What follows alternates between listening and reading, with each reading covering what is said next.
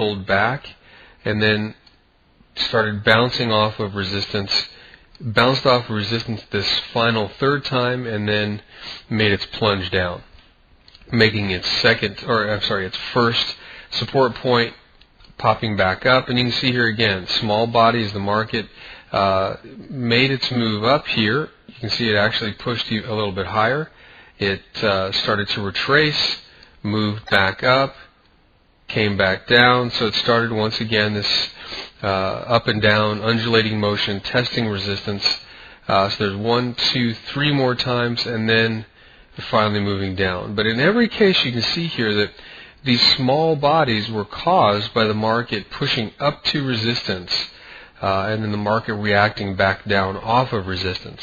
So, a small body indicates a large battle. You have individuals that are selling the market who have the opinion that the value is much lower, and then you have individuals who are buying the market indicating that they feel that it has a much higher value. So in the end, we can see which side won out, at least in the short term.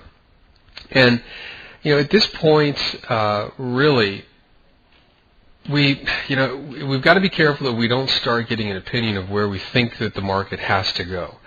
I don't know if the market's going to break out to the upside. I do know that it's tried in the past. I do know that the market hasn't been above these levels since 1991. And since then, there have been some changes in the British pound monetary policy. There have been some changes in the United States monetary policy. So we have a completely different landscape.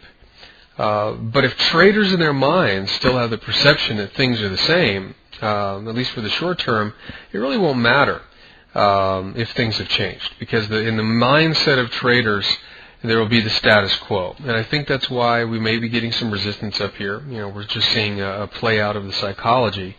But let's talk about what will happen technically speaking if there is a breakout. There are two schools of thought, remember, for the flag pattern. One says that the move will be equal to the pole.